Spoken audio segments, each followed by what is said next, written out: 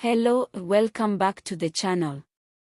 Today we are talking about something that's been making waves in the news, a bus carrying 53 illegal foreign nationals that was only stopped and searched in Hammanskraal long after it had crossed deep into South Africa.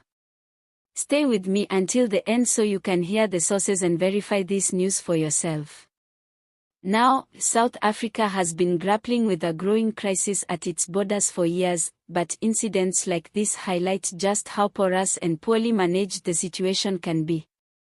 According to reports, the bus, which originated outside of the country, traveled through the border without being properly stopped or inspected. It was only when it reached Hammanskraal, well into Gauteng, that law enforcement intercepted it and discovered all 53 passengers were in the country illegally.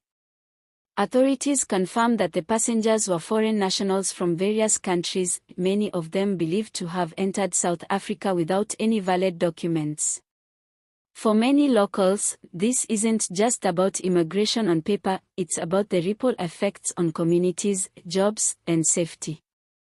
When buses like this make it through without detection, it leaves people asking how many others are passing undetected every single day. Residents in the Hammanskraal area who spoke to journalists expressed shock but not surprise. One shop owner said it plainly, if they only caught this bus here, how many more have already gone past? And why are they not stopping them right at the border? That sentiment reflects the growing frustration ordinary South Africans feel when it comes to border control. The Department of Home Affairs, together with SAPS and other law enforcement agencies, have been working on operations to intercept illegal crossings, but critics say the efforts are often too little, too late. In this case, there's the added concern that the bus traveled a long distance before being stopped, a sign that checks at the border might have been weak, or that corruption could have played a role. Once stopped, the passengers were reportedly taken in for processing, and the bus driver is now facing charges for transporting undocumented migrants. Authorities are still investigating whether the driver was part of an organized smuggling operation. This is not just a Hammanskraal issue, this is a national issue. If you think about the length of South Africa's borders and the resources needed to monitor them, you start to understand how easily people can slip through. But at the same time, many South Africans are asking, shouldn't the system be strong enough to catch a bus carrying dozens of undocumented people before it travels hundreds of kilometers into the country?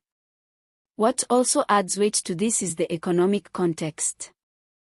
South Africa is already dealing with high unemployment, strained healthcare, and limited public resources. When large numbers of undocumented migrants enter the country, the pressure on these systems grows even more. It's not just a political talking point, it's something communities feel daily, from overcrowded clinics to increased competition for low-paying jobs. This incident has also sparked discussions on social media, with some people calling for stricter border controls, while others argue that the government must also address the root causes driving people to risk illegal entry. Poverty, political instability, and conflict in neighboring countries often push people to take desperate measures. But for ordinary South Africans, empathy for those hardships often clashes with the reality of their own struggles at home. Hammanskraal itself has been through a lot in recent years, from service delivery protests to water shortages. The fact that this bus was caught there has made some locals feel like their area has become a hotspot for illegal transit routes. Community leaders are urging authorities to conduct more frequent and visible checks in the region, not just on buses but on trucks and other transport vehicles that may be used for smuggling. For now, the passengers from this bus are in custody while immigration processes unfold. Some may face deportation, while others could apply for asylum if they claim to be fleeing persecution. The bus driver's case will likely be watched closely as it could reveal more about the networks behind this type of human smuggling. But perhaps the biggest question that remains is how such a large group managed to get this far before being stopped. Was it poor enforcement, corruption, or simply a lack of resources? These are the questions that many South Africans want answered, and fast. Because while this one bus was caught, it's almost certain that others have already made it through. And each time that happens, it chips away at the trust people have in our border control system.